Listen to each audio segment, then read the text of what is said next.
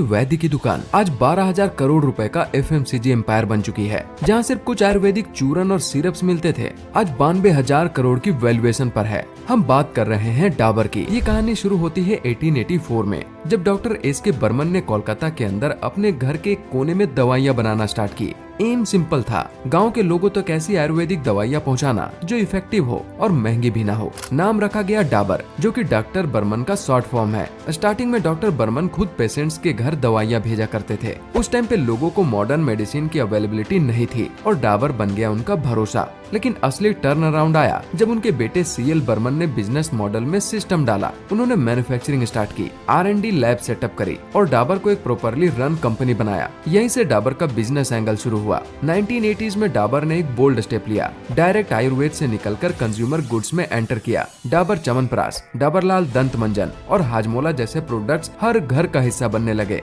अब ये सिर्फ आयुर्वेद नहीं, एक कंज्यूमर ब्रांड बन चुका था। और उसके बाद तो डाबर ने पीछे मुड़ के नहीं देखा। 2000s के बाद उन्होंने अपने डिस्ट्रीब्यूशन को रूरल इंडिया तक पुश किया। आज डाबर का नेटवर्क 7.9 मिलियन रिटेल आउटलेट्स तक पहुंचता है। गांव हो या शहर, डाबर हर दुकान में मिलता है। फिर आए नए products, Dabur Honey, real juice, Dabur आंवला ऑयल, गुलाबरी, वाटिका। हर प्रोडक्ट के पीछे एक ही स्ट्रेटेजी थी, अफोर्डेबल क्वालिटी प्लस आयुर्वेद का ट्रस्ट। उन्होंने सिर्फ इंडिया में नहीं, इंटरनेशनल मार्केट में भी पैर जमाए। डाबर ने नेपाल, बांग्लादेश, इजिप्ट, इवन की यूएई तक बिजनेस एक्सपेंड किया और ग्लोबल कंपनीज जैसे हॉबी कॉस्मेटिक्स टर्की और नमस्ते लैब्स यूएसए को एक्वायर करके डाबर ने नेपाल, बांग्लादेश, इजिप्ट, इवन की यूएई तक बिजनेस एक्सपेंड किया और ग्लोबल कंपनीज जैसे हॉबी कॉस्मेटिक्स टर्की और नमस्ते लैब्स यूएसए को एक्वायर करके डाबर ने अपने ग्लोबल रूट्स और स्ट्रॉन्ग बनाए। आज डाबर की टोटल वैल्यूएशन 92,900 करोड़ रुपए से ज्यादा है। FY24 में उनका कंसोलिडेटेड रेवेन्यू 12,404 करोड़ रुपए तक पहुंच गया